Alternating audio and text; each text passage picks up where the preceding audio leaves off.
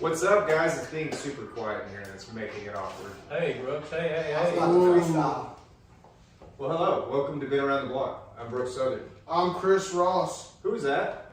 I'm Brittany. Hi, Brittany. I'm Nemo. What's up? My name's Joshua.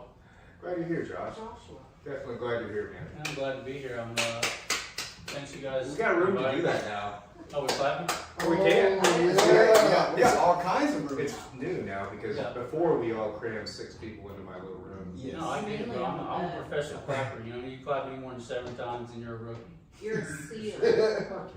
Nemo said we'd make it to the living room one day, and we did. We did. We made it to That was a the week ago, Literally man. last I've seen the videos and I was wondering where that cool room would be. We're not in it today, though.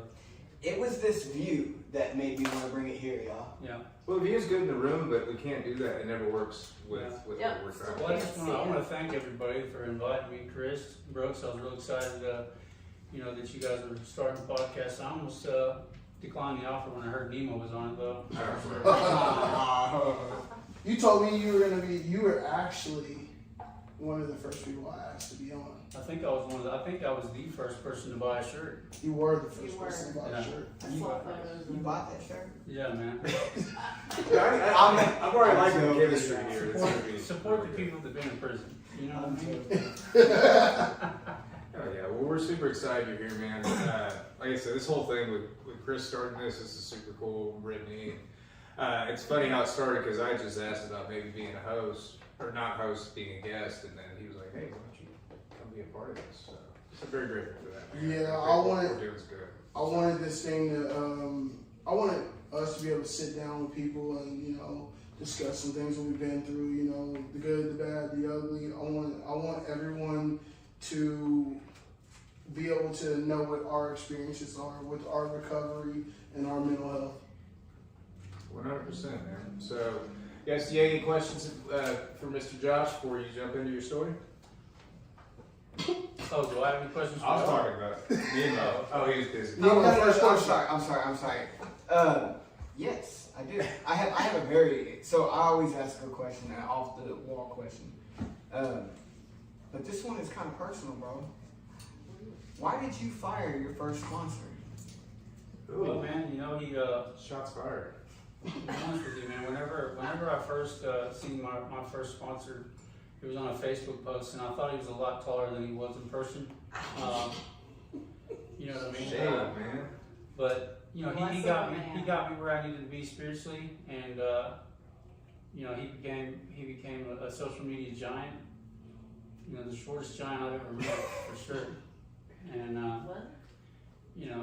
spiritually, Was it Nemo? we just had to part ways. Yeah, I don't know these. Hey, there's absolutely no love lost, bro. It's all good. I was just messing with you. I think our relationship is better now. Somebody said to me, they were like, "Who's that little short buff guy that you film those videos with?"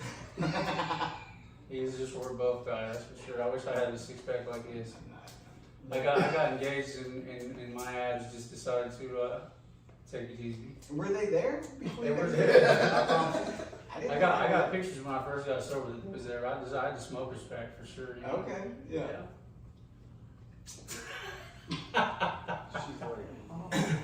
So Joshua, man, I'm very proud of you on some serious shit. I'm very proud of you. Man, I appreciate that. You can cuss, so. I'm definitely gonna do some cussing. I like to cuss on occasion. Come quad. Fucking A. I've seen you from the day you came into Better Together Recovery. Shout out to Better Together Recovery, and to the man you are today. And it's a complete transformation. And that's why I love recovery so much, is because I get to see the transformation in men's lives. And like they say, when that light comes on. Because when you first came in, bro, you were angry. And I think you were really angry that you couldn't smoke weed. That's it. And that's the button right there. it took you a while to get past that, Yeah, I didn't understand total absence. Yes, you did not. So to start this out, man, I'm gonna give you the floor. How much time do you have sober? Well, I've been clean since August 26, 21. So a little bit over 2.5 years. Okay. And I do thank God for that. And you're right, man. It's been what a transition it's been, man. You know, just like a lot of people, man. I didn't really expect to get sober. Damn sure didn't expect to still be sober. I just wanted things to change, man, and I didn't know what that looked like. So how y'all want me to start? From when I was a snot-nosed How old kid? are you?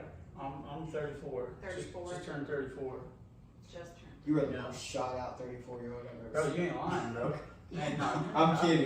He looks good. That mustache looks good. Hey, I promise you, even if there was no visuals on this podcast, people would know I have a mustache. That's how. I can feel it. It's Yeah. penetrating. That's why I've always respected the shit out of that. I can grow a mustache. It's kind of epic, but I don't have the balls. And this was just at the beginning Yeah. stages. This is like 1 week. I just released it. Shit, yesterday, you know, it's 5 o'clock show. Are you related to Chuck Norris? Well, They've never been in the same he's room. my youngest son. How does your Yeah. fiance feel about the mustache? She absolutely hates it. Absolutely hates But it's it. a lifestyle, though, right? You know what I mean? If I promise you, if I had this thing on my wedding day, she'd walk out for sure. Does she kiss you as much and let No. you? And I think Shit. I That's tried- why he grew it. I try to kiss her. I try to kiss her even more with the mustache. Oh, you were a rash. Because I know she just absolutely hates it. The And so bush, the more comments you guys give me about it, the more she you The loves stronger that. it gets, She loves that too. the more manly it Yeah. manifests. How long have you been with your fiance? Is she Uh, also in recovery? She is in recovery. She just had 4 years the other Nice. day, or not the other day, but you know, a couple months. Actually, her sober date is her real birthday. So Get closer to the microphone, Brittany. I can't hear you. I hear myself loudly. Okay, I don't think anybody else could hear you. Okay. Let's turn your volume down. Yeah, sorry, a little sound You check mean there. up? Oh, down, yeah. Okay. anyway, man, I'd like to start from when I was a kid. You know, I had a rough childhood, man, just like most of the people that have been around the block. Stop looking at your watch. I need to take it off. Take it off. I need to just take it off. Guys, he has this tick where he looks at his watch when he speaks. So we're going to take Yeah. that off. Yeah, let's go ahead and take that. Well, it also keeps beeping at me. You know, it's one of the nice Apple Watches. Something that I wouldn't have today. You know, You're actually the always only discovered. person that's gonna say I had a troubled childhood. Everyone else was like, it was pretty good. Oh, really? So welcome to Tight. let me in this trauma. Tell us. Yeah, I mean, it sucked. You know what I mean? You know, I don't know why. Like I always share this, but I envisioned my family was supposed to be kind of like the Brady Bunch. I don't know.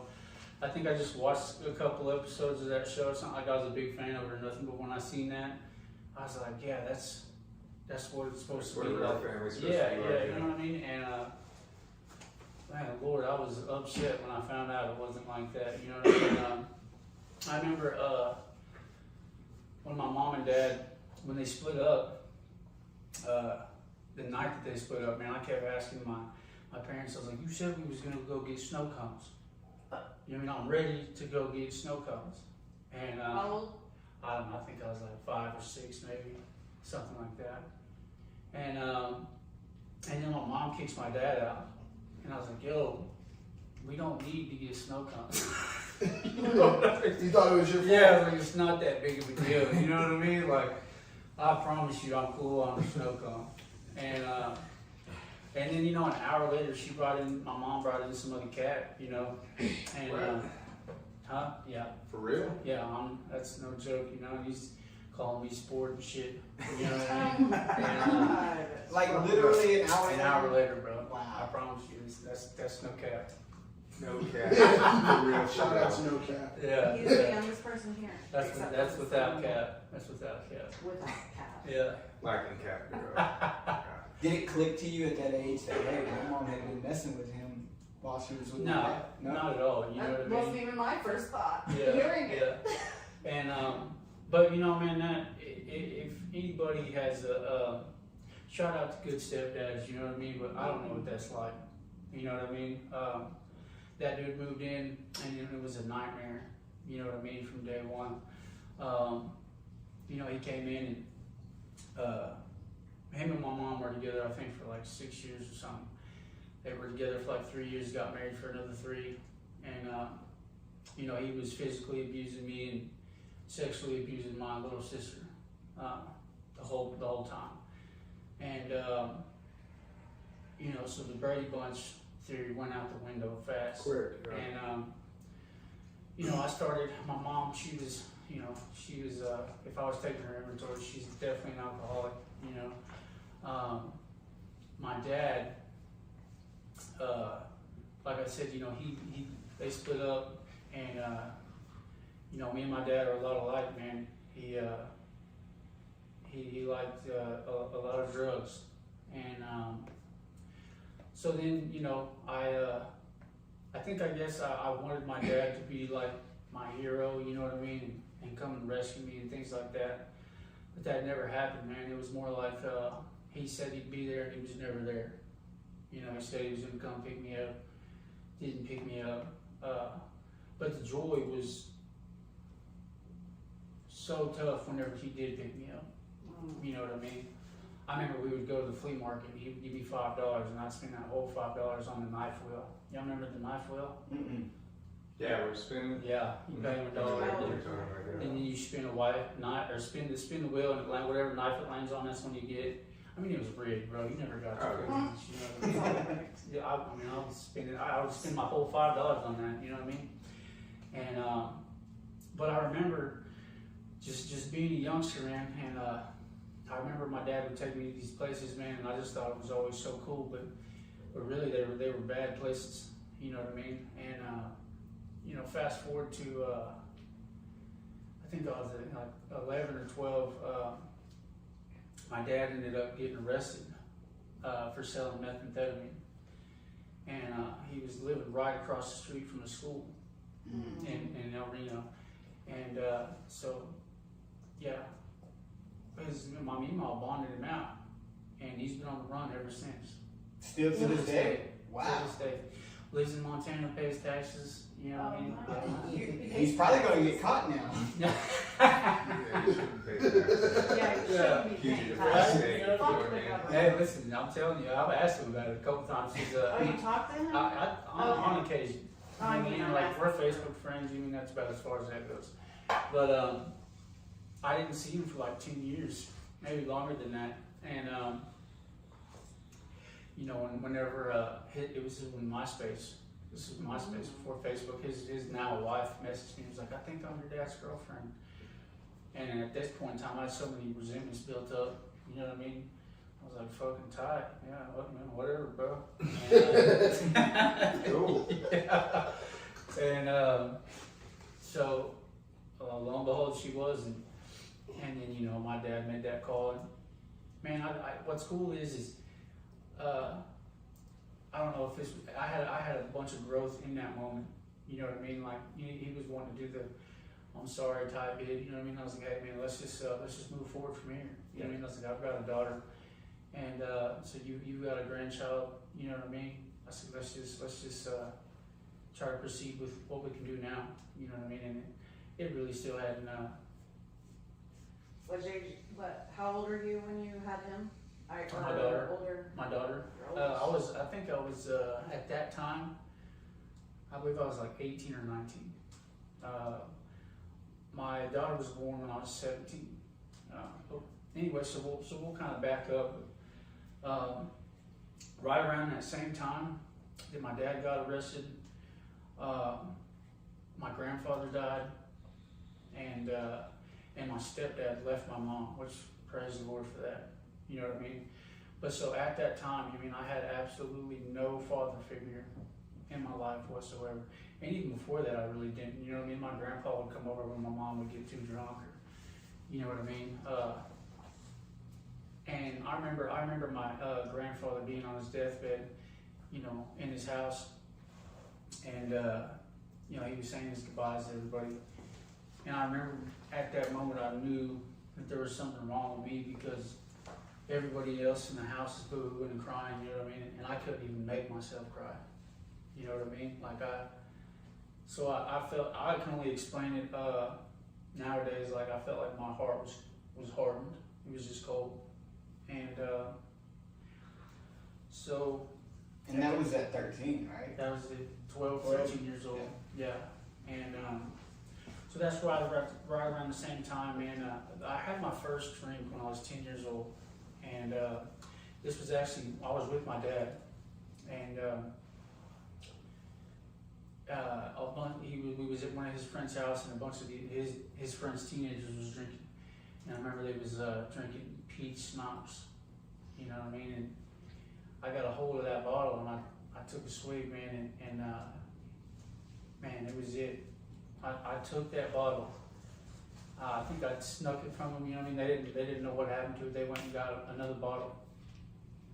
I drank that whole thing to myself and blacked out. I woke up the next morning in the bathtub with throw up all over me with my older sister screaming at me. And so that's some of the consequences from drinking I didn't like. You know what I mean? I was like cool on that for a little while. And so then, yeah, like I said, all that stuff happened with all the males leaving my life. And, you know, right around that time, man, it's just, I just entered that, I guess you could say that really the street life. You know what I mean? I definitely used to think I was a thug, for sure.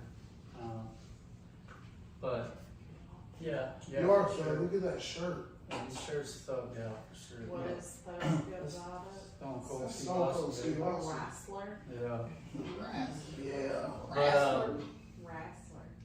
and so I begin my my journey, man. I was just hanging out with the wrong crowd, doing the wrong things. I remember I would not stay in school, and my mom couldn't control me at that time. Once my stepdad left, once my stepdad left my mom started doing meth, and so she had some like young kid at the house, and I thought that this dude was the one who was getting my mom methed out. Come to find out, my mom was the one giving him the bag. You know what I mean? Who would have thought? I mean, it makes sense now. And he was your age? He was not my age. He wasn't 13. I mean, she's not a jumbo. Well, I thought you were 17 in this. No. Keep jumping forward. When I'm like, well, no, I ain't been to 17 yet. But He was just 17 when you had a child. yeah. Okay, you're right. I did. Well, you weren't jumping. You were 18 and 19 also. Anyways, okay, we're back on the timeline. 13. But man, this dude, man, there's some funny stories with this cat that my mom Was had. it fun? No, he was all soft bits. That's what he was. You know what I mean? Just to be honest, man, like me and so at this point, like my house is the party house. You know what I mean? Like I got, everybody's coming to my house, everybody's staying at my house. Like at all times, there's kids in my house just getting fucked up. And man, I remember like, I remember this at a young age too. Like there would be kids that, you know, that I grew up with, that they would come to my house just to experiment shit. You know what I mean? Michael Elliott's house. Yeah. But like, so that kind of, after a while, you know, after years of that, it kind of pissed me off too. I'm like, these cats are just using me. You know what I mean? Like they ain't really my friends. And but I remember one time, one of the kids came over and he shit in a bag, a plastic bag, and he was like, I'm gonna go throw this on the car later or something. You know what I mean? And I was like, That's not weird at all. you know what I mean? But he left, like, you know, we was all, like I said, we was always just either stoned and fucked up, and he left it in my backyard, and it's the summertime. So this thing was like cooked in my backyard for weeks. And so another kid found it.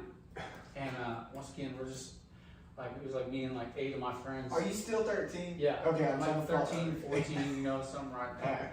And but he takes this bag of shit. He's like, I'm gonna go throw this on your mom's boyfriend. And I was like, no, bro, you know, you don't. And he goes and he opens it, and dude's asleep, and he slings this bag of shit, bro. It hits him square in his face. Oh my god. Was it liquid at that point? It was bad. That's all I can Well, say. I would- Fucking asshole. I would think it would be dry. Like, white. Well, no, it was marinating in a plastic bag. So Yeah. Oh, not nice. to say. Yeah. I mean, the bag was shriveled up, you know what I mean? Gotcha. And he gets up, and this is the first time he tried to like flex on me, you know, and he comes out and he lifts me up. He lifts me up, and he's about to, you know, try to prove himself as not a soft bitch, but I have like 8 friends there. You know what I mean? So I was like, go ahead, bro, we'll fuck you up. And he never messed with me again after that. I remember one time I took the QP weed off of it too. But that's another story, man. So is that guy that picked up the shit just a human shit person?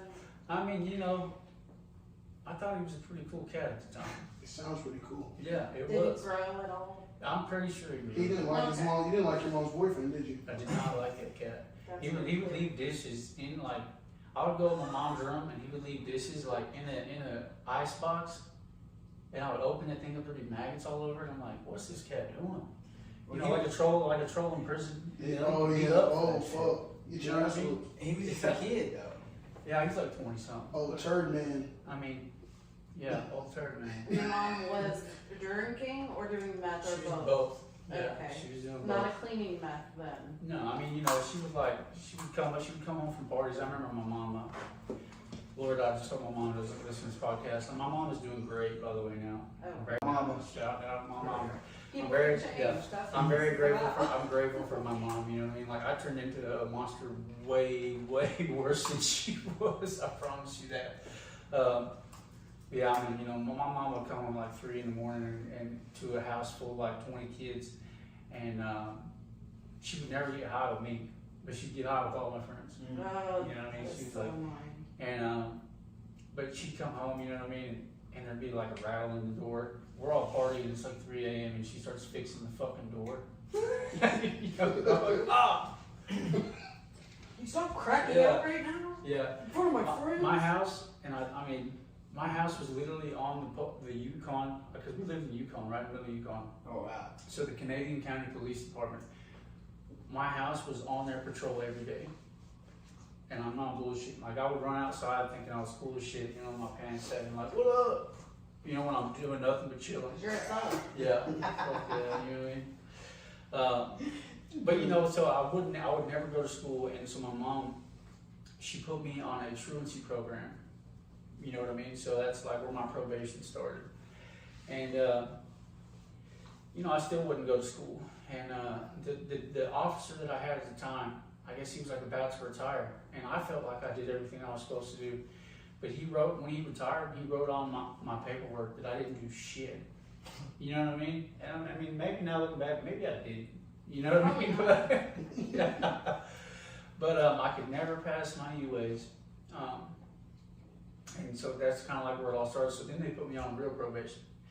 And I'm going to sanctions, I mean, every other week. So is it like you're going to juvie? Yeah, Okay. yeah, I'm going to juvenile detention center For the every other week. weekend? Yeah, well, it's 5 to 10 days. 5 to 10 days. They have one side that was 5 to 10 days, and then they had a detention side where you stay over there until the judge will let you out. And man, that place was wild. Shout out Canadian County Juvenile Detention Center. You know what I mean? Wild good. No, I mean, Oh. well, like, it's definitely, if you want to find some discipline, that's where you're gonna find it. You know what I mean? Like, you couldn't do anything in that place. You didn't have a celly. You couldn't talk to nobody at all. Like, I'm talking about the only time you could talk is when you was at the dinner table. And there was 3 COs at the dinner table with me. And you couldn't say your last name, what you were there for. You know, pretty much you just feel like, hey, it's a nice day. You gonna have that milk? I mean, we couldn't share milk anyways, you know what I mean? But even when you was in your cell, you had to, like, if I had to use the restroom, I had to hit the button and I'd be like, D38, can I have permission to use the restroom and flush? And like, you couldn't work out, you couldn't even be off your rack when you were in your cell. These children don't need socialization and stuff. Like I would get tackled. There's the door 200. They call it door 200. It's a big glass door. If you look out that door, they're tackling you. So you're going through all this every other week. You keep going, getting sanctioned. Yeah. So when you go back, you know what's causing you to go to juvenile. Oh yeah. Why couldn't you stop? well, I don't think I cared at the moment. You know what I mean? Like at that point in time, I just didn't give a fuck.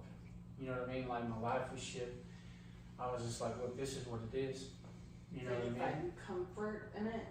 Yeah, I mean, actually, to be honest with you, I did. You know what I mean? Those people, you know, I was fed. You know what I mean? Like they joked around with me. You know, I remember some of the guys that ran it. Like I remember I was going so much. And I knew the program so well, like I would make my bed perfectly, I would do all this shit perfectly. And, you know, one of the CEOs, you'd have to be in class for like 15 hours a day. Mm-hmm. And, For the government to pay for it. well, I mean, I think it's just punishment, really. Mm-hmm. You know what I mean? They'd make you fucking do these worksheets for like 15 hours. And, oh yeah, and don't let me forget, the exercise you got to dance to Richard Simmons. Oh, hell yeah. That was the exercise that you got. I That promise you. would have been a blast. Yeah, and if he was on Right. the listen, if he was on the detention side, like in detention, you had to go to court every month to see if the judge was going to let you out or not. You know, and they'd be like, if you wasn't sweating to the oldies, if you wasn't sizzling, the judge wouldn't let you out. He'd be like, "How's he dancing, Richard Simmons?" You know. Oh my god. Hey, and you're seeing these like thug ass Ew. kids. You know what I mean? Dancing to Richard Simmons, and if they're not, they're like, "I don't see you sizzling." You know what I Like mean? being pain, Yeah, but I like mean, not funny. Yeah, yeah. And You pussy bitches! You're not sweaty enough for us. yeah. But I remember the CEOs, like I said, that CEO pulled everybody out of class and showed everyone my cell because of how good I made my bed. They would tear your bed up every day. You know, kind of like how they did in prison when they did shakedown, but they would tear it up every day. So you had to remake your shit. And this dude showed everybody my cell and was like, "Oh, he's still got, he used some cool words. I think not that big on words, but so I'm like, man, fuck this guy." It made you a target. Well, that's how I felt. Yeah. Yeah, you know what I mean? I was like, this dude's making me look like a fucking bitch. You know? I was like, I'm just, but one of the other CEOs came around and, he kind of like saved my reputation. He was like, "Oh no, all that shows is that he's been in here too many times." Fucking right. You know what I mean? And, so I'm going back and forth to this place, man. I mean, these dudes, the CEOs fuck with me so tough. Like, I would come in there with, brand new Air Force Ones on. They would step on before my Air Force Ones while I'm in my ghillies. And they'd be like, "I'm gonna put my old shoes in your property." You know what I mean? And so yeah, I did feel love at these places, And then after time, my mom, like I said, she was on meth, and man, I don't think I would like to say as a kid I blamed a lot of stuff on my mom because all kinds of shit happened in my life. But DHS kind of got involved. There was a program called Chubbs. I don't remember what the abbreviation of it is, but this lady was real sweet, man. She'd come see us like every week, and she would always ask us, what's going on in the home, and I would always dog her out and just lie to her. You know what I mean? Because at the time, I was like, "Fuck this bitch," like I'm not gonna tell her nothing about what's going on in my house because then they're gonna take me away, and I didn't want to leave my sister and shit like that. At the time, it was just me and my sister, man. And I remember something I said to my sister, man. She come with me crying one time, and she was like, "I just don't know why life is like it is." I told her, I said, "Look, I said you're on this planet by yourself. You know what I mean? I said you can't trust nobody. I said not even me. I said I'm gonna be here for you, but I said you're in this thing alone." I regret telling her that. You know what I mean? I really do. But that's how I felt. And so, my life progresses, and I didn't know what I wanted to do with my life, man. And at this point, I'm like 16, and I was thinking about like enlisting to the military or something, and like I said, I'm in and out of sanctions. I'm talking about every week, and I was telling my son the other day, they even my PO when they took me to school in handcuffs. That shit was tight, you know what I mean? I promise you, that was one of the like great. And I had just got this fucking badass 405 tattoo on my ankle. None of that is tight, Bryce. So you know. I think he's wearing Crocs. Yeah. He's fine. But you wouldn't have never look. I wear tube socks. You ain't never gonna catch me without a pair of tube socks on today. But back then, it was them ankle socks, baby. You know, because I just got that tattoo. And bro, I remember the feeling I got. And I went to jail later on that day because I had court that day. You know, but I remember. Man, these POs, like I said, I always fuck with them. They come to my house that day to take me to school. And the PO was like trying to come to my house and shit. I was like, hey bro, you're not my probation officer. She is. You know, I said, no, I went and got my contract off the wall. I said, no, it doesn't say no, you can't come in my house, bro. Now I'm in my boxers, you know, I got my girlfriend over there. And my PO was like, just let us in. Just let us in. I was like, all right, Leslie, you can come in, and his fat ass come walking in behind her, and he's like, you're going to jail, and I was like, let's go. You know what I mean? And he was like, put some clothes on, and I was like, what for? I was like, y'all gonna give me a banana suit when I get there? Let's go. And my PO was like, calm down, we're not taking you to jail, put some clothes on, you're going to school. And she put me in handcuffs and took me to school. And so I'm in and out of jail, man. And You went to jail for? you know, the judge put me back in jail. I was stupid at school, still wasn't passing drug tests, not doing what I'm supposed to be doing. And like I said, I had court that day. That's why I was trying to skip school that day, because I knew I wouldn't, you know, I knew what time it was. But so I keep doing that, and then man, I remember I was 16 and I was in a 10-day sanction. And my best friend's mom worked at the juvenile detention center, and she worked in the kitchen, and she's smiling every day when she's handing me my tray. I'm just like, what the fuck is she smiling about? Like, this shit sucks, you know? And You're just pissed off. yeah, and Everything. I get out, and they all come pick me up, because that's pretty much where I was living. I was living pretty much with my best friend at the time, and they all sit me down, and I don't remember who said it. I don't think it was my kid's mother. I think it was somebody else. They Baby were like, number one. yeah. They were like, "You're gonna be a father," and bro, I mean, I'm like, I felt myself get white. You know, I'm 16 years old. I literally just got out of fucking jail. And you know, the first thing that came out of my mouth is, I said, well, what do you think about abortion? And I did not mean that in a disrespectful way. You know what I mean? Like, that's probably the first time my son's ever heard that, you know, but the reason why I said it is I'm 16, you know what I mean? I'm Still a kid yourself. Yeah, you know what I mean? And, you know, my kid's mother started crying, and I was like, you know, I didn't mean it like that. You know, I was like, I'll be with you here through this whole thing if that's what you want to do. And Is she your age? yeah, well, she was actually a year older than me.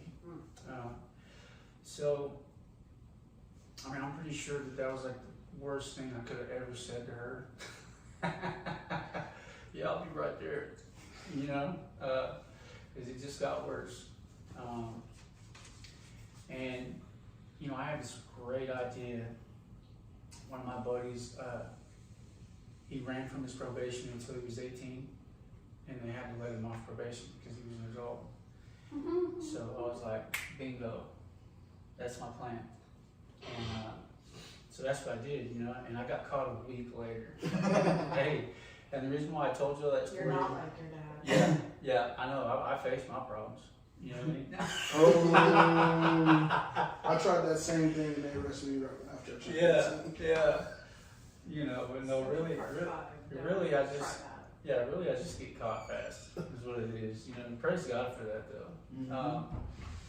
And so I go to jail, and the reason why I told you that story about the police taking me to school in handcuffs is because, you know, I told them to take me to jail while I was naked, or well, I had my boxers on, but I was at this you know, like school Capitol Hill on the south side. Mm-hmm. I was at this apartment complex, like right across the street, busted ass apartments.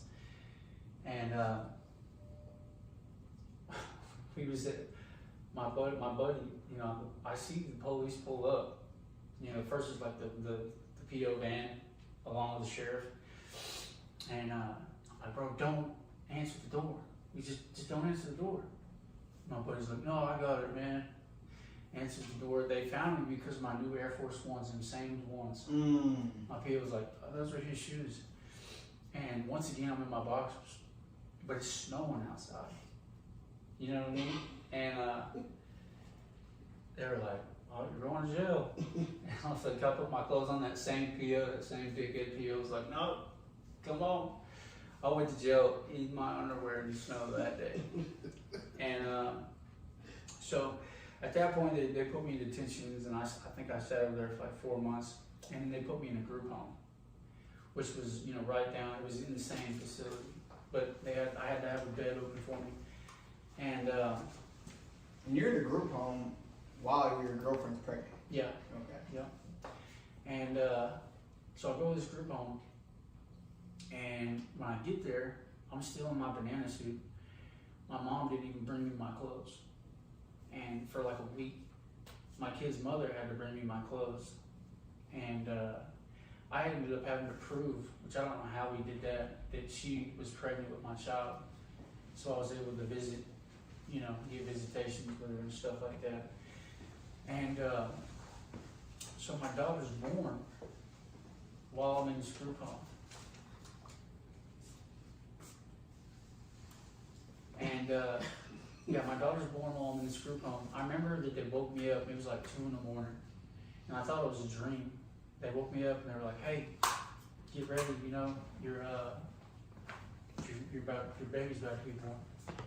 And like I said, I get up, you know, and they took me to the hospital and they let me see my daughter be born. And man, that was a cool moment, you know. You're 17 at this time? 17. And yeah, you know, when You weren't like cuffed or anything, no, were you? no. Like I said, it was a really, really joyful experience. And then I also got saved. And I don't know if I allowed to talk about Jesus on this podcast. It's not here. Yeah. That's not not off limits. I also got saved when I was in this group home, man. And so, you know, I you know, that scripture, I don't know if it's a scripture, but you know, they say they don't give the hardest battles or whatever they say, you know what I mean? To God's strongest soldiers or whatever. I really don't think that's a scripture. I don't think it is, and honestly, I don't It's a think honestly, I don't think it's true either, because I mean, but that's like one of the first things that I felt as a Christian and was told, you know, and so Hardest battles to his strongest soldiers. yeah, something like that, and so I'm in this group home, and like I said, my mom's methed out. I'm 17, and I guess the judge had a court date with my kid's mother and told my kid's mother, like, hey, look, I need you to get a place, because she was 18 at that time. She's like, I need you to get a place for you and him, because I'm not going to release him to his mom's custody, you know. And she was like, the judge told my kid's mother, if you can't do that, then I'm going to send him to a different group home. And so she did. She got a place, and they released me into my kid's mother's custody. So until I was 18, I was. So now she's taking care of 2 kids. Yeah, absolutely. That was her choice. Yeah, for sure. And you know, She should have emancipated you. Yeah. She should have. absolutely. You know, Like, bitch, learn how to lawyer. Really, she should just let me go to that other group home, probably. You know what I mean? But you know, so we get this little place in Oklahoma City, and I hit the ground running again. As soon as I get into this place, you know, selling bricks to Reggie. You know what I mean? Is your girlfriend using it all? I mean, no, she drinks. At this point, you know, allegedly she was allergic to weed, even though she smokes it daily now. But no, not really. You know, she was addicted to a lot of other things that are shaped like that microphone. You know? Blow jobs. Yeah. Oh, is this your mom we're talking No. about? Earmuffs, child. We haven't got to that part of the story yet. To But where he is. anyways, you know what I mean? So Moving on. but it just you know, my lifestyle progressed at that moment. I mean, I thought I was a drug dealer. I thought this is the life for me. And you know, I always called it like $1,000 balling. You know what I mean? Once I got $1,000, I was balling at that point. You know, but I could never keep $1,000 in my pocket. I think if I had $1,000, I think I was doing it. Did you listen to SPM? Oh, for sure. And Yeah. SPM's tight. You know, I don't approve of all the stuff he did to get in prison, but you know, SPM is definitely That's tight. good. You know?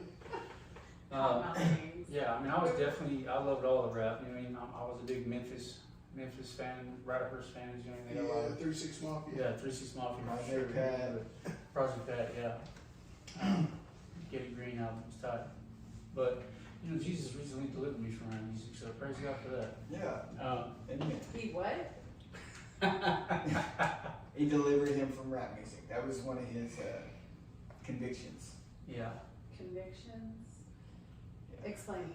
Well, listening to, I mean, if you listen to rap, it's a lot of rap. It's, you know, Bad. yeah. Well, yeah. I mean, one Fuck of a my favorite bitch. artists. Fuck a bitch, killer. Yeah, yeah. Killer. One of my favorite artists recently was Pooh Shiesty. You mean, listen to his lyrics. No, I guess like what I mean is, what do you mean he was Delivered. You delivered? mean like Jesus took it away from me? You know what I mean? I don't need to listen to it. You know what I mean? It doesn't. Like I don't have nothing against rap. You know what I mean? I actually. Yeah. That reminds me of that too.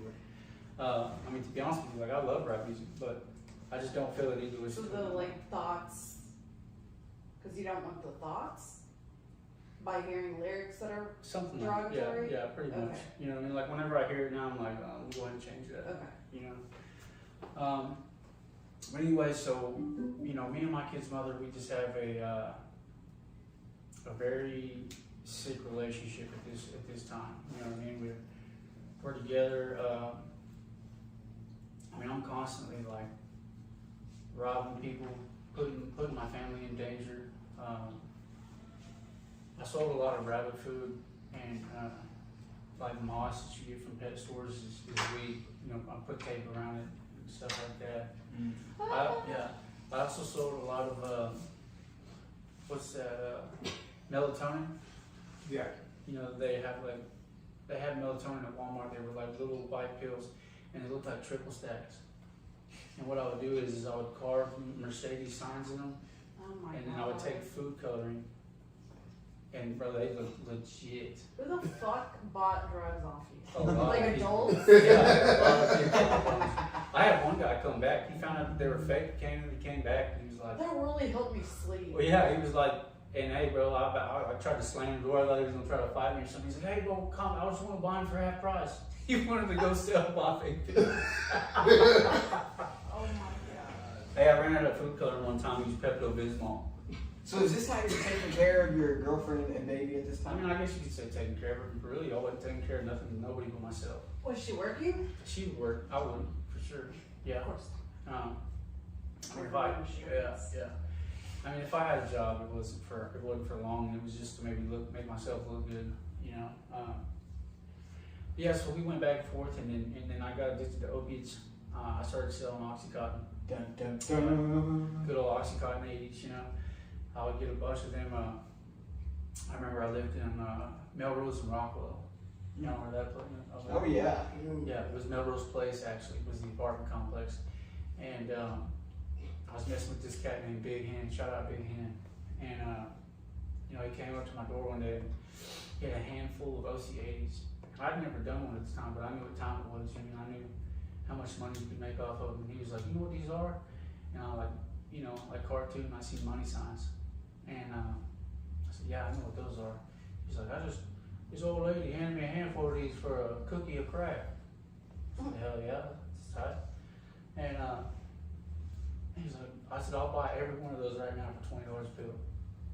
And then he seen my You should have shot lower, bro. Yeah, probably, huh? But they was going for 50 at the time, and I was selling them for 45, so they were jumping, you know. And I remember the first time I did one of them, because I wanted to see what all the fuss was about. You know, I took the little coating off, and I just popped that bean, baby. You know what I mean? And I thought I was gonna die. I popped the whole 80. I literally thought I was gonna die, bro. Is that 80 milligrams? Yeah, yeah. And I'm on my couch all night. I was, you know, dying. I thought I was gonna die. So I'm telling these cats that are coming by daily, like, what are y'all seeing these things, man? Like, I would have one cat that would come over and sit at my house all day and sell. I'd give him a pill in the morning, and then he would sell my pills all day, so he could pay for his at the end of the day. You know It's what like I mean? a job. Yeah, yeah. We would come over so he could get high, Wow. and then I would cut him a little deal. You Was know? that my little brother? No. Sounds like No, shit bro. you would do. Look, I promise you, I don't even know if your brother got sober, I might have to stay away from him. The last 2 times I hung out with your brother, I went to jail both times. How But, old, you have a little brother? Oh wait, never mind. I just went back to your story in my head. Okay. But anyway, so I do it again. I do that same thing again, like 2 weeks later. You love I'm like, it. I'm gonna give these things another chance, you know. Split it in half. And I did the same thing, and I thought I was gonna die again. So now look, the dude that's actually living with me at the house right now. Okay. Yeah, he come over to buy one. You know what I mean?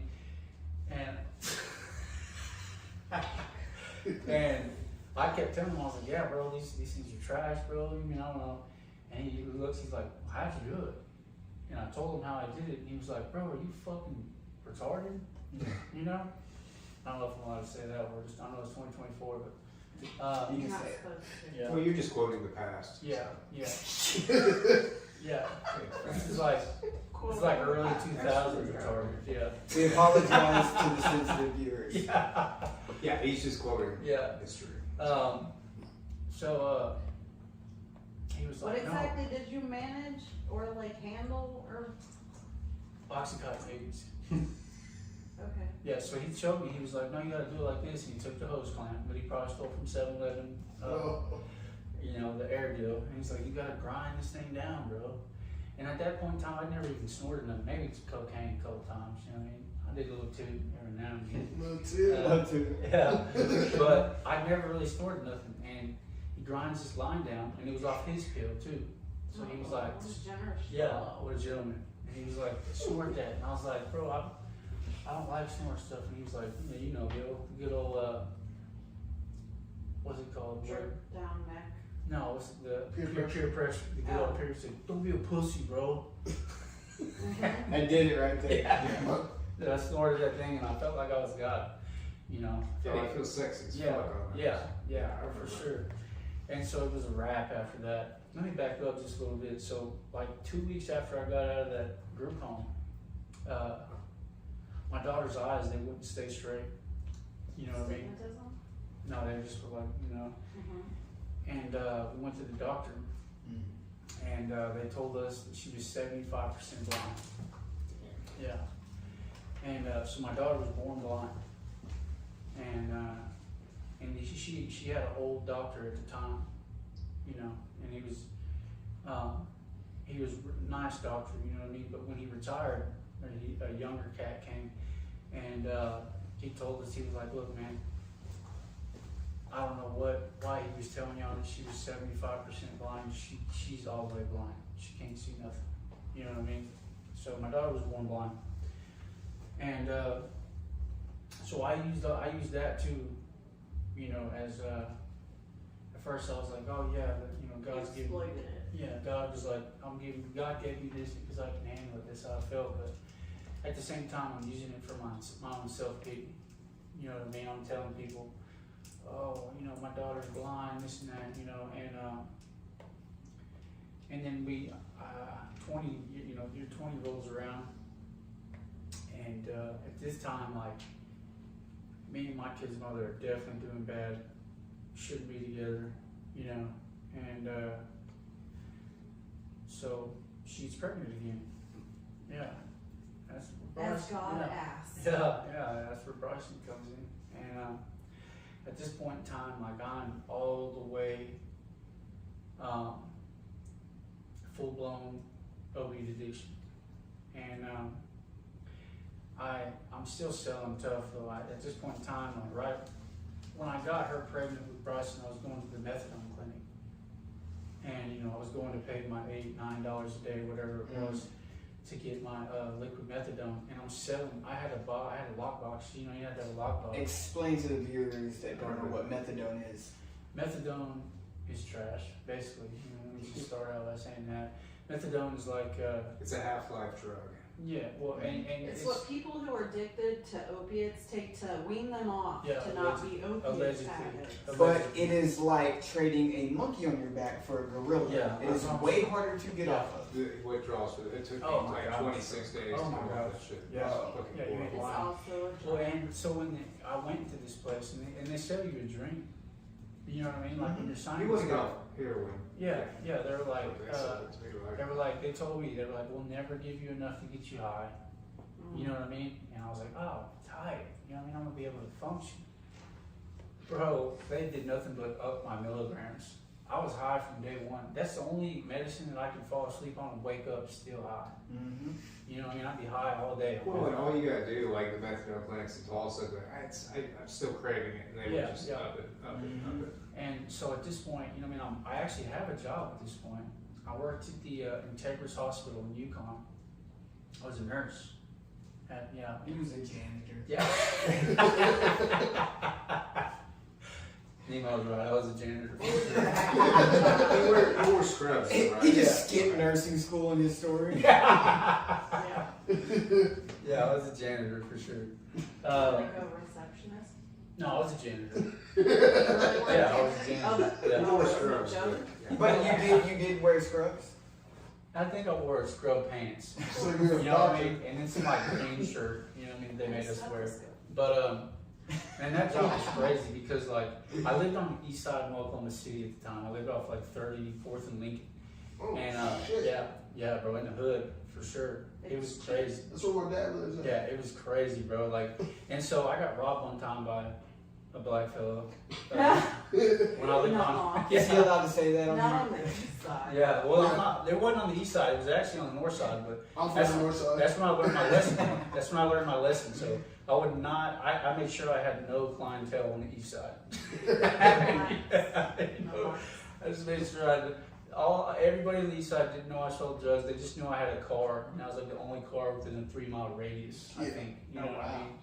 I remember giving a crackhead a ride one time. It was a bad day. But anyway, so I got this job, and every night I would take my lockbox. Because you have to have a lockbox when you're going to the methadone clinic, so you take your weekend doses home.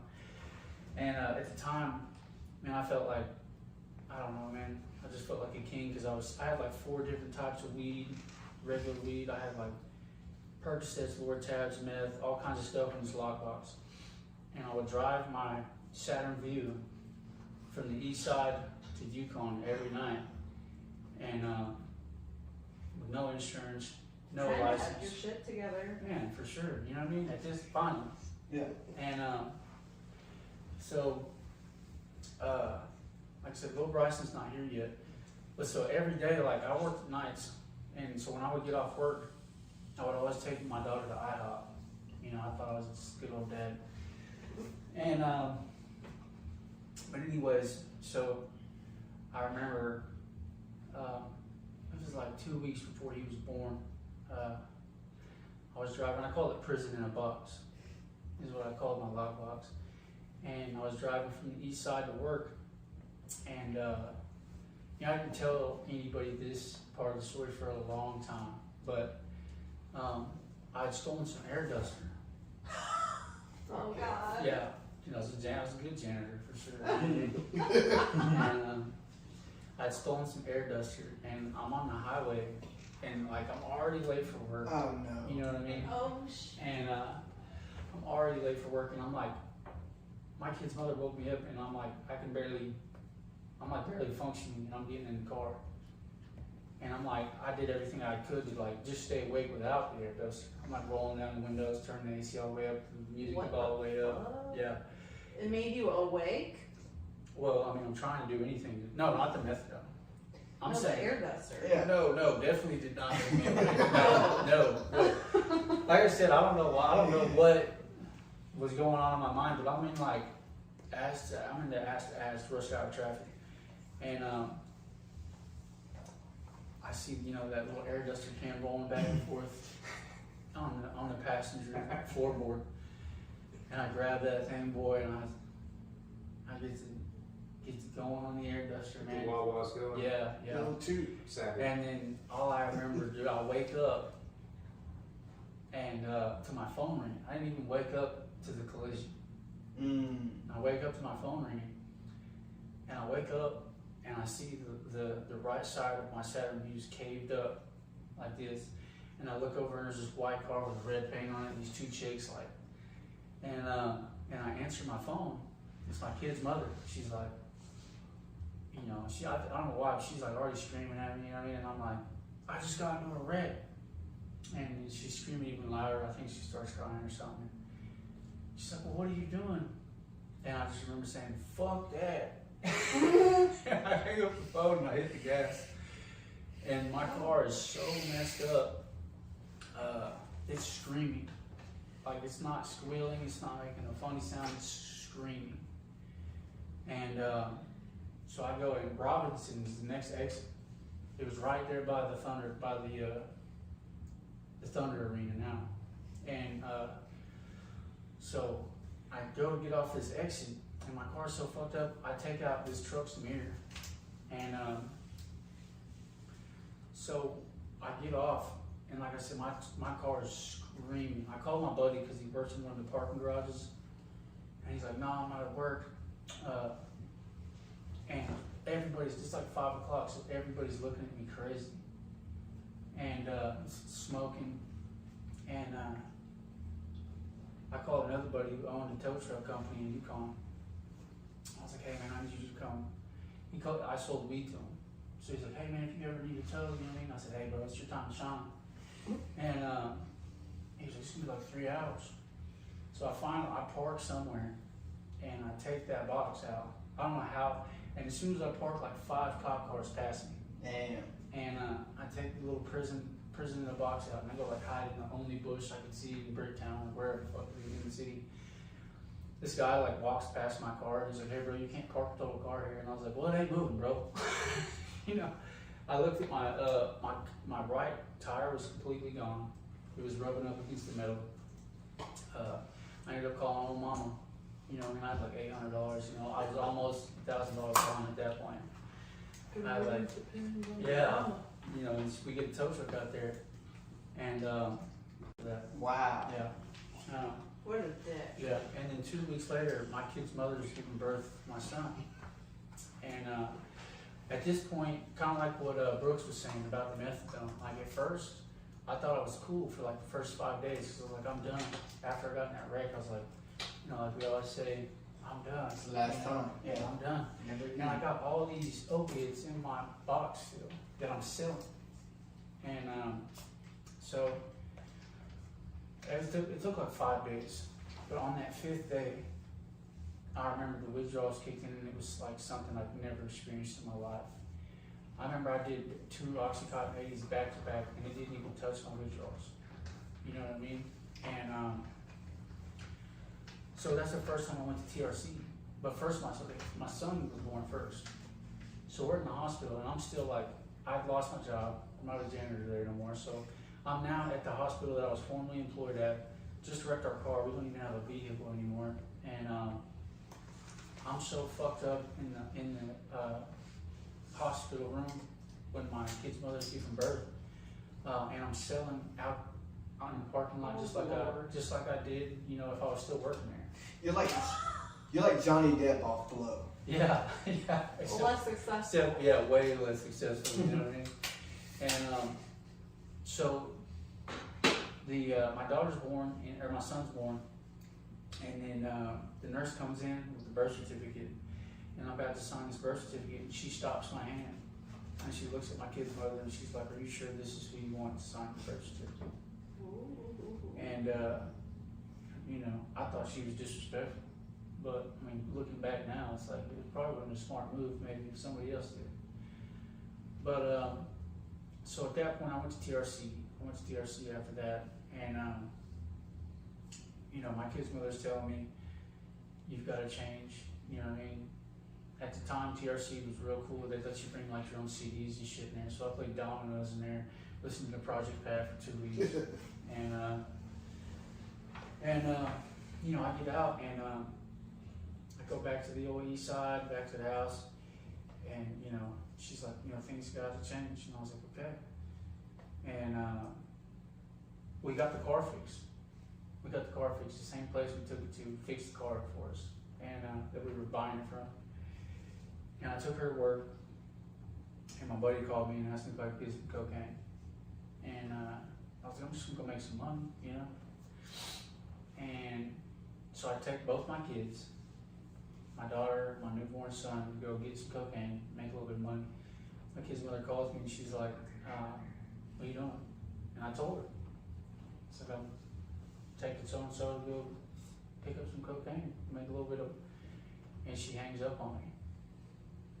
And then she comes home and she takes the kids, she takes the kids and she leaves. She takes the kids and she leaves me in this house on the east side. I have no phone, you know what I mean? I'm on the east side all by myself. And No car. yeah, no car, you know. And like I said, things just got way worse. In between that time and the year 20, we were split up for maybe a couple of years, I don't know.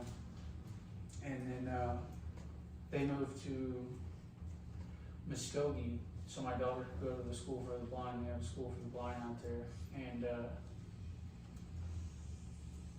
I'm just trying to think of some, you know.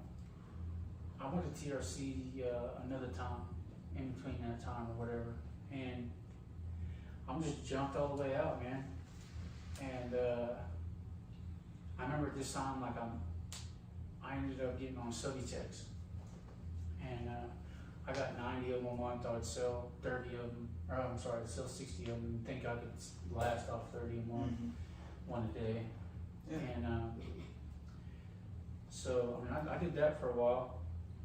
And then a buddy of mine got shot in the head and some things got real weird. And I ended up moving back in with my kid's mother in down in Muskogee. How much time ago was that? We good? We can probably go for like another 20 minutes or so. 20 minutes? Yeah, we do want to get to where you're at now, though. Okay. Definitely. Well, A lot of time on what it was like. yeah, well, I mean, hey, you know what I mean? I asked y'all what y'all wanted before we started. I'm messing up. Hey, some of this, and I've heard this story a few times, but some of this shit I ain't never heard. Yeah, So yeah.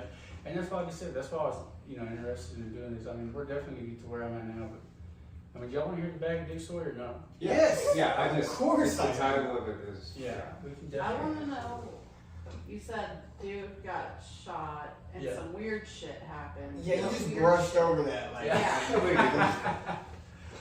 Yeah, it's definitely weird Sounds shit happened. like One of my best friends, he got shot at our plug's house, and it was definitely some weird shit. Like he definitely shouldn't have got shot. He was one of the, you know, one of the best dudes I knew. You know what I mean? But then I got real paranoid after that. I thought that, you know what I mean, people were gonna start coming after me and shit, and so I moved in with my kid down there. But anyways, you know, I moved to Muskogee. Shouldn't have done that neither. Our relationship got worse. Moved back down to the city, and I got off Subutex by switching to meth. And that's when I caught my first felony. And so the first time I went to jail with a duffel bag full of dildos, full of Bag of dicks. yeah, bag of dicks. why did you have a So- duffel bag full of I've got a stuff? similar story to that we'll have to discuss. So listen, I mean, if you want, like, We can match. I can give the story, but it's gonna take at least 10 minutes. It's gonna take. I got 10 minutes, You man. can't just say that. I got 10 So- minutes. So I'm gonna give it like, Does everyone know the story Look. already? No, I've never. I heard it. I No? think Yeah. when we worked together. but this is, I wanted to get in depth with it here, you know, since I was still alive. Let's get you know. deep in it. Yeah. Penetrate this story, please. So, the week that this happened, I got jumped 2 times. Alright, the second time I got jumped, I got pistol whipped like three or four times. And, so I was already looking fucking rough. You know what I mean? And, or no, okay, so no, I'm sorry, the first time I got jumped was when I got pistol whipped. The second time I got jumped, I was trying to rob these guys for some weed, and come to find out, I already robbed their cousin that had just recently died, and I forgot about it. So, yeah, I'm straight dick for sure. But I was going to they picked me up, and they were acting like they were going to take me to get them weed. And I was going to do the apartment trick. I'm sure y'all are pretty familiar with that. Yeah. Yeah. But so what I didn't know is it was already set up. Like they were just picking me up to beat my ass, you know. And I thought so you they- were paranoid at this time. I mean, well, no, that wasn't. That was a. I Okay. mean, this is a different Different time. time. The paranoia left, you This know. is Bag of Dicks time. Yeah. But so they take me to the middle of Mustang, and I was like, "Hey, are we picking up this money or not?" You know. And one of them, the passenger seat, turns around and hits me straight in the nose, and I was like, "I take that as a no." And I mean, I had a knife on me, and then they brought up the dude's name that I robbed him, and he died recently. And you know, he was a good buddy of mine too, you know. And so I just took an ass whooping. They told me to get out of the car, and I could have stabbed him, you know. Like I could have pulled the knife out and at least tried to defend Well myself. deserved. Yeah, but it was well deserved. You're right. So I just took an ass whooping, and I remember I had this badass Venom jersey on, and so I'm in the middle of the Mustang. You know, no phone by myself, and I'm just walking, and I remember walking up to this house, and this dude, and I'm bleeding, I'm leaking tough, and I walked to this dude's house, and he comes out, and I was like, I'm already on the phone with the police. I was like, okay, you know what I mean? I had like somebody else's ID, I kind of threw that, and police get there, and they're like, you know, what happened? And I was like, well, I mean, I got beat up, left here. You know what I mean? And they asked me, they're like, who did it? I was like, I don't know. You know, I knew who did it, but I wanted to tell them that. And they were like, what happened? Somebody take your meth and leave you out here? I said, why's it gotta be meth? Could have been heroin. That's what I said to them. And then they were like, well, you want us to call your ambulance? I said, no. I said, can you give me a ride into town? They were like, no, but we can point you in the right direction. And so they pointed, you know, they actually pointed and bounced out. And it was kind of like a movie, bro. Like as soon as the cop car was out of sight, I seen this dude in a Harley driving by. And I don't know, I'll wave this dude down. You know what I mean? I'm like, hey. And he stops. And I'm like, hey man, can you give me a ride? Hell no. Hey, I'm leaking, bro. I got this venom. I'm bleeding bad, bro. Like I got a scar right here from this, just leaking like I said. And he looks at me kind of funny. He's like, hop on. And so I'm holding this dude, you know what I mean? I'm holding this dude, and he drives me into town. And this is as far as I can take you. And I was like, hey man, I appreciate you. And so then I'm walking again. I've never stolen a vehicle at this time. And so I'm walking, and I'm like, fuck it, I'm gonna steal a car. And it's starting to get dark. I mean, the first car I seen, I had a flashlight on me, and I'm like, I tried to open the door, it was locked. Second, the house right next door, there's a white Ford F-150. I popped my flashlight on the passenger side, and the keys was in the ignition. I was like, this is tight. And yeah, I fired that thing up, full tank of gas. There was like two cartons of Marlboros, big lighters all over the whole truck. I was like, hell yeah. Big dick energy. Yeah, big dick energy for sure. And so then I go back to this hotel. I'm gonna try to sum the Bag of Dicks story up, you know, in a short sense. But I ended up selling that stolen truck to this dude. But you know, I was like, hey man, I'm trying to pay for this room, and he's like, all right. I said, bro, if you can pay for this room, I'll give you this truck. And he was like, here's $10, bro. I'll be back in an hour. And he takes the truck. $10. Yeah. And, you know, he doesn't show back up. So I ended up visiting this chick within like the next 2 days. And then I'm having somebody take me to my plug's house, and I see the dude in the truck at the gas station. So I pull up on him, I flex on him, you know what I mean? He's with some chick. And, The $10 dude? yeah, the $10 dude. And I'm like, hey, bro, give me the fucking keys, you know what I mean? Like, give me my truck, you know? It's not my truck. And we get in the truck, and, you know, he lights up this meth pipe, and I'm like, give me a hit of that. You smell the last bowl? I was like, oh, it's your last bowl? He's like, no, it's my last bowl type shit. And I was like, bro, I got shit to do. I didn't have nothing to do, you know? And he was like, all right, man, just take me to my grandma's. I'll get her car, and we'll go to my plug's house. I'm like, all right, bet. So I took him to his grandma's. He picks up this car, and then we drive to the city, and he hits this yellow light and gets on the highway. I'm not gonna run a red light in a stolen truck. And I don't have a phone, so he's gone.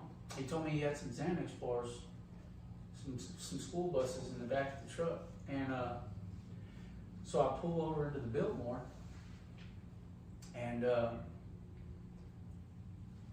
pilfering through the back of this truck. I find the school buses. I pop 2 of them, and I'm already like, I've been up for probably like 7 days. Oh, you know, shit. I don't think I'd slept either times I got jumped.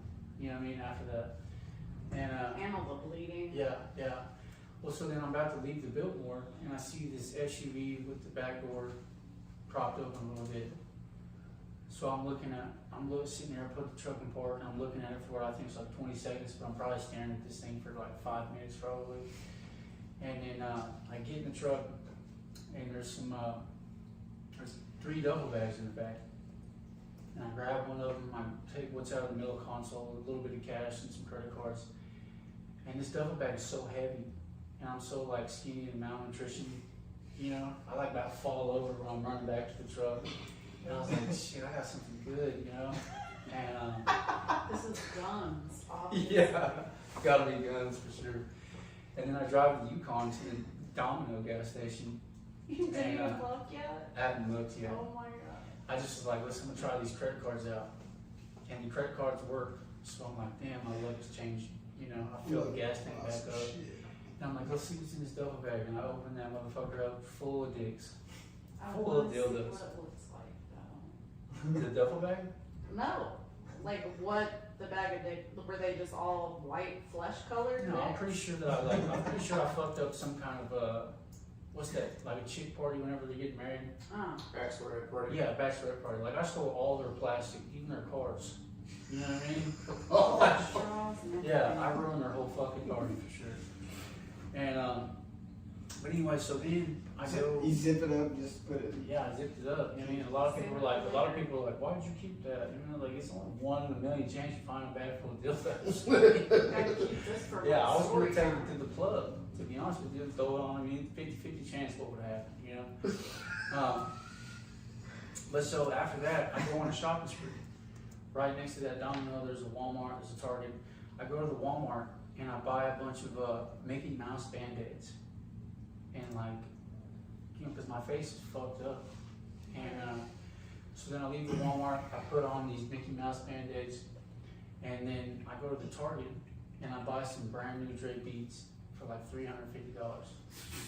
Yeah. This sounds very Kanye. Yeah, with the credit cards. And then I go over to, it's not raw, Kohl's, and this is where I go to jail. But I just want y'all to picture this. So I roll up to Kohl's, it's about to close, it's like 9:30, it's raining. I'm the only truck in the parking lot, alright? And what I have on, I've got on some Nike slides, some tube socks, probably something like what I got on now, some AM1 gym shorts, a like Easter colored polo collar shirt, and with a beanie on, and a chain that's making my neck green. That's what I walk into Kohl's in. Mickey Mouse Band-Aids with a fucked up face, looking like Two-Face. That's what I walk into Kohl's looking like. And I go in there and I end up getting arrested for stealing Spider-Man underwear. yeah. You're in a Xanax blackout. Yeah. I totally understand. Yeah. And so I'm in the back of the police car. Hospitals are free, guys. Yeah, for sure. I needed lots of. But yeah, I'm in the back of the police car. They start talking to me about the stolen truck. And what's cool is I didn't get charged with that truck because I wasn't driving it. I told them that somebody dropped me off there. I gave up some weird name, some fake name, and I wrote a statement. I don't know, are we allowed to say that on the Mickey show? Stick. It's a fake statement, you know what I mean? But Fake statements every day. yeah, And they bother checking the cameras. yeah, but They didn't I guess care. not, bro. I think because after I told them, and I had the keys on me too. But They didn't want to do their jobs like Yeah. always. so then this cop comes up to me. He's probably got a better mustache than what I have now, and he does he looks at his face, and he crosses his legs, and he's like, "So what do you know about that duffel bag?" And I was like, "I don't know shit about that duffel bag." You're a pussy. Yeah. I'm not a pussy. And then I told that story. I told that story in the holding cell to a native cat. You know what I mean? And he was like, "Man, I can't wait to tell this story when we get to the pod." And I was like, "What the fuck's a pod?" At this point, I'd never been to the big boy jail, you know. And so then, we get there, and I'm telling it with the native cat. And the next day, they're like, "Bag of dicks, BATB." I was like, I'm thinking in my head, I was like, "Man, am I gonna have to fight somebody for this?" You know what I mean? But I just ran with it. You know what I mean? What else could I have BOD's done? pretty good. Yeah. Bob. Anyways, I got lots of more stories like that, guys. I got lots of funny stories, but I want to get to some life today for sure. Man, yeah, shout out to Better Together Recovery. Yeah. I ended up going to prison. I caught like 8 more felonies after that first charge, and I went to prison, and then I went to this place called Living Faith Ministries after that. It was a great place. They build disciples there. They've actually changed it recently, more about recovery than just ministry. But when I went there, man, I didn't know how to live. I still carried all these lies, all these, I call it contraband. You know what I mean? I still carried all this stuff that I've never told anybody about, and I just didn't know how to do nothing but lie. I remember I was in this place. After 2 months of being there, man, I started smoking clips out of the room that I was staying in, and I would carry fake piss on me all the time. And then I went to county jail 3 more times, and I got to the point, man, where I was just like, look, I thought I was insane. You know what I mean? I was like, I don't know what's wrong with me. I don't know why I keep doing this shit. And I remember I ended up. Team bonded me out. Shout out to Team too. Oh yeah. Yeah, and the case manager up there, man. I think he sparked something in me, man, because I went up there and I met him, and I told him, I said, "Look, man, I'm done." I was like, I'm done. You know what I mean? I don't know how to live. I was like, I'll go to rehab. I said, "But you can put me in a mental institute if that's what we have to do." And he was like, "Why don't you just tell me a little bit about yourself?" I didn't go through the whole spiel with the bag of dicks like I just did now, you know what I mean? But I told him a little bit about the institutions and stuff that I've been in and how I excel in a structured environment. I said every structured environment I've ever been in, I've excelled and I've done really well in it. And he was like, "Well, it doesn't sound to me like you need rehab." He's like, why don't you find a sober living house and hold yourself accountable?"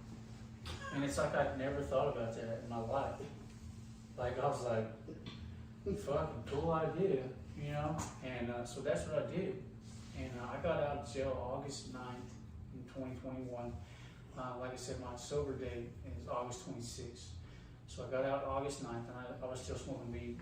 I had a weed card, and then I went to an Oxford house. I got into an Oxford house. And I told them they gave me 30 days to pass a drug test. And what do we do? I found that niche. I was like, I'm going to smoke for 15 days. You know what I mean? I'm get clean in that last 15. And I ended up telling my roommate my plan, and he told on me. Thank God he did. But yeah, well, I don't know. What's funny is he locked himself in his room after that. the house manager, and I was like, hey bro, I'm not mad at this guy, he did what he was supposed to do, you know what I mean? And so I got kicked out of the Oxford house, and I called Blake Beckner, and you know, I put out a joint to call Blake Beckner, and I was like, hey man, I just got kicked out of an Oxford house. I said, I really want to do this thing, man. I said, but I don't know how. Now, how did you hear about Blake's house? The dude who kicked me out of the Oxford house gave me a sheet of sober houses to call. He's dead now. R.I.P. to that dude. Oh wow. You know what I mean? But he and I don't know if Blake's was the first name on the list. I don't know. You know what I mean? I really wanted to find a beach overlooking house like what you said. Like, they got those, you know? But so I called Blake, man, and praise God Blake Beckner answers, because now I know him now. You know, it's hard to get that man on the phone, maybe through text messages, but he answered the phone, man, and you know, hello. I said, hey man, I really want to do this thing. I said, I don't know how. You know, I said, I'm on my mom's couch right now. I just got kicked out of an Oxford house. He said, what did you get kicked out for? I said, I was smoking weed. He said, well, you can't do that here. He said, when's the last time you get high? I said, I just put a joint out to call you. He said, well, you can't smoke here. I'll give you 10 days. And I moved in, and I actually smoked the first day I was in Better Together Recovery. It took me, it took me like half a year to say that, because Blake ended up telling me, you know, this is after I was a house manager for him, and some other dude was lying about some shit, and he was like, hey man, that lie might get him high one day. And so 6 months down the road, I changed my sober date. You know what I mean? Nice. I was like, hey, I was saying it was August 25th, but it was not August 25th. And, you know, man, just like anything else, like I said, I excel in structured environments. Today, I'm still in Better Together Recovery. I've been managing a house for Blake Beckner for over 2.5 years now. So when you manage a house, do you live in the house? Yes, I live in the house. And you know, I see a lot of guys come and go, man. I've seen houses flip, you know, about 4 or 5 times, man. And like I said, I'm really trying to do things right nowadays. I don't do anything without talking to wise counsel around me. No decision goes uncounseled, Oh, I guess you could say. You know what I mean? Like, if I have an idea, I make sure it gets filtered. You know, make sure it goes through a lot of other people before I move. And that's the reason why I haven't moved out yet. You know, I am engaged to a beautiful woman, a woman of God. You know what I mean? And we want to do things the right way. I could have moved in with her a long time ago, but you know, that's not how the big homie Jesus wants it. So, you know, I try to do that thing. I try to be as obedient as I can. You know, I still fail at that a lot of times. You know, but it's like I said, I want to go back to the sober living, man, because it's that structured environment, and I want to go back to all the institutions. Even those are the only places in my life that I've found love that I have today. You know, I would go to these places, the juvenile detention center, the group home, TRC, prison, rehabs. Every time I would go to these places, I would find people that I would love, and it'd be the best experience in my life. You know, but there was always a release date. You know, and I look forward to that every time. You know, and your family looks forward to that kind of stuff too. But I tell guys this all the time, man, if you don't have a plan when you leave those places, you know, you go to your family's house and you're on the couch again or whatever, and your family is willing and accepting to bring you back. They love you, you know, they're happy that you're out of this place. They think that you're cured, you know, and then you start asking for rides. You know, you drink all the milk, you leave the toilet seat up. Sleeping in too late. Yeah, you know what I mean? You have some Sally come over to mom's house. Within 2 weeks, they're ready to have you out of there. Very You know. good. Yeah, well, yeah, but so I needed something like these places that I had to go to, and They hold you accountable. Yeah, and that's it right there. Structure Yeah. with freedom. Yeah, it's the accountability, man. So my life is fantastic today, but that's only because I have people that will hold me accountable. I've got my son. You know, my son is actually sitting on the couch while I'm talking about this podcast. And, you know, he knows about all that. I've had him for almost half a year now. It's very, very huge blessing in my life to have my son, because like I explained earlier in the story, you know, I mean, I was fatherless. I didn't have a man in my life, you know what I mean? And my son's actually going through a little bit of trouble, and you know, he's in the same age that I was when I started getting in trouble, but I didn't have anybody there for me. You know what I mean? He does. You know, there's some talks right now, and some things working. It's possible. So if there's anybody that prays listening to this podcast, you know, I might be getting my daughter. And like I said, that's might. I don't know. It's like I said, nothing goes unplanned or without wise counsel, like I talk about. So that's something that's definitely in the works. I plan on getting married in June. We don't have an actual date. Yeah. You know what I mean? But I don't know what that looks like. God's definitely going to have to make some things happen in between there. So hopefully a hailstorm. I sell roofs. That'll probably happen. Yeah, For sure. But yeah, man. So I think I'll leave it off with one more story if we can. Yeah, just be thinking also, so we like to ask what would be your question for the next guest too. You're more than welcome to share that story if you want, but you know Tara.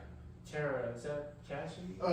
That's on the 21st. 21st. So Next week's Ryan It shouldn't Davis. matter who Yeah. specifically Yeah. the guest is, it's just whoever the next guest is, the question that you carry on to them to answer. And did we already ask him the question that, do y'all remember the question? I think my question would be Yeah, it was the last criticism and were they right? Okay, well, what? I think my question would be, what's your why? Okay, that's good. I like that. Yeah. But I want to talk about, you know, when I was in prison, I worked out with this dude who was in the military, and you know, he was structured, he was disciplined, you know, and I remember going on a writ, and I came back and I got a blessing, you know, like I ended up, I think I signed for like 8 years, it was 4 in, 4 out. So, you know, 4 years in prison, that's not that long. I think I did 2 years in prison, which is a long 4 years, to be honest with you. Thanks to, you know, prison messing around pretty tough for honest situation. That's a different story. But this guy, man, when I got back, I told him, I said, look, man, I'm kind of scared. I said, I don't know what I'm going to do when I get out of prison. I said, you know, I'm not going to lie, I kind of like it here, you know, and I explained it to him. I said, look, man, I feel like I'm like a dog on a leash. I said, you know, when you put your dog in the backyard, if there's a trash can in the backyard, it's gonna go straight to that trash can every time. You know what I mean? I don't care how well your dog's trained. If you put a dog in the backyard and let him do his thing by himself, he's going to the trash can. And that's how I felt like when I had a release date. You know, I said, even, you know, like right now, I feel like a dog with a chain on in prison. I said, I just have that chain on me, but as soon as you take that chain off, I'm going to the trash can. And he looked at me, he was like, so why take the chain off? And I was like, what do you mean, man? I'm not trying to take. I'm not trying to be deep. Well, no, I'm not trying to like be connected to the government for the rest of my life. You know, when I have to take pisses for a PO forever. He said, why's it gotta be probation, man? I said, why don't you find yourself an accountability group? And lo and behold, I didn't know that would be places like Better Together Recovery and things like that. You know what I mean? But that made a lot of sense to me, man. You know what I mean? Like, because as long as you have that, as long as you got that chain on, you're not gonna go to the trash can. You know what I mean? The chain is trusting yourself. Yeah. Well, there's links, you know, there's links in change. You know what I mean? What's your link? What do you link to? You know? Make sure you don't take your chain off. So what was the question for Josh? Yes. What was your last criticism and were they right? What was my last criticism? Yeah. And were they right? This was Yeah, supposed to be told to you. my last criticism, basically I was just labeled as a piece of shit, and yeah, they were definitely right. When You know was what I this? mean? Well, actually, I guess you'd say, like, if it's recent, Yeah, Yeah. your you know last, what I mean? like the one, whatever you can think of most recent. Oh, if it's recent, then, you know what I mean? I think you would hear from people, probably one of the most kind hard cats around. I think I criticized you the other day. Huh? I criticized you the other day. Yeah, you know what I mean? I just try to mirror the big homie Jesus. You know what I mean? And if anybody could, criticize me like that, then that's the biggest compliment I could get in the world. You know what I mean? Jesus was a gangster. He Wait, what was the disrespected. criticism? No, I guess we just kind. That wasn't criticism. That's not criticism. That you're kind? What? So criticism is bad? Yeah. Okay. So it's gotta be bad. Well, it, Like you're fucking up, you're not making your bed right, you're Somebody accused you of being a bad father recently, or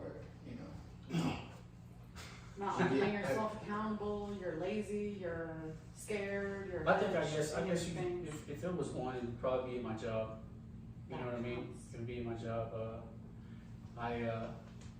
Right when I got my son, you know what I mean? I entered a whole new world of adulting, and I started slacking on a couple of my jobs with a coworker of mine, and I'm really happy that he opened up my eyes to some things, and we did some. He called me, you know what I mean, and we hashed it out. It was a cool deal. So yeah. So what was your criticism that you it's just good. gave It's him? good criticism. It wasn't bad criticism. Well, yeah, I mean, I thought you could have. I mean, I guess I thought it was criticism is a bad thing. Yeah, you mean? You I'm definitely not a hoe. What? You're Are you crazy. scared of now that you're gonna get married and maybe you're not gonna have chiefs to come up to be like, help me filter my thoughts? Oh, never. No, absolutely not. I've got. I think that's another link to that chain. Yeah. You know what I mean? As long as, like I said, as long as I keep my my chain on, I'm gonna be bossed up. You know what I mean? I've got spiritual giants in my links. For sure. Yeah, well, you want to go and close it up? Yeah. I just want to say too, I really appreciate you guys. Like I said, No, I thanks love for coming I out. love each and every person, every soul in this room. Brittany, I don't know you that well, but That's fine, You we know, love each other. it's nice to meet you, Chris. Josh, you made a really big difference in my life. You're one of the first people I met I appreciate that. in my recovery outside of prison. And you kind of want, like, when I say you're one of the first people, like, besides the two things I did right when I got out of prison and whenever I met you and I just seen the light in your eyes, kind of turned on the light in my head and made me Man, I think a appreciate little harder. that, bro. And I see, like I said, I see you're working hard, bro. You know what I mean? You're consistent with the things that you do in your life. That's something that, I try to, I've got a lot of things going on in my life and I try to stay consistent in them. And it's not easy, bro. So I'm proud of you for that. Brooks? I'll say you're one of the first people I met when I got a job down here in Oklahoma City, man. I still work there, but when you worked at BP. Yeah, man. We had a lot of fun times there, bro. That's good, man. Yeah, I got a lot of respect for you, brother. I appreciate you a lot. I love you. Nemo, I can't. I can sit here and talk. Yeah, I can sit here and talk a lot about Nemo, man. Like, I tell people I look up to him. Really, I look down to him. I really do look up to this guy, man. He talks about his goals. He talks about making that goal list, man. And I've never seen somebody so dedicated and disciplined to do these things and scratch these things off. You know what I mean? It makes me envious. Envious isn't a bad word. You know what I mean? And it's not. You know what I mean? To the extreme. I think jealous is a bad word. You know what I mean? Yeah. But you know what I mean? It makes I me. think it's one of the 7 deadly sins. Yeah. Oh, well, there you go. You are merely Hey. mortal. Yeah. Josh, man, I love you, bro. I love you too, bro. That's no diddy. No diddy. No diddy. No diddy. That's all did. Man, I hope I did a good job on y'all's podcast. That's great. And I hope maybe I'll invite you one time. Maybe next time we'll talk a little bit more. We about like to the do follow up, so yeah, Okay. we can get into Okay. more of how it was. Next And time. just so we're clear, we asked the question at the beginning, and then the question that we have for them, we asked that in the beginning. They're technically supposed to have it a week, Like a week ahead of time. so they can be thinking about it. So Yeah. I don't know whose job Hey, that was. we need to get on that. That's why I said scheduling and like stuff like that matters. We're gonna get better, y'all. Hey, I was just happy to. It's You know what? I was just happy. This is not your Oh, fault, sorry. yes. Yeah, that's right. Look, I was just happy to, because I've heard some of the other podcasts, so I was happy that I was going to be able to tell some of my stories. All right. You know what I Everyone's mean? happy for you. Yeah, you're definitely coming back. Yeah. All right, guys, this has been around the block. I'm Brooke Southern. Chris Ross. Been around the block. Nemo. It's Joshua Brian. signing out. Signing out. It's Josh. All right. Bye. Brooks is running it off and then he'll cut it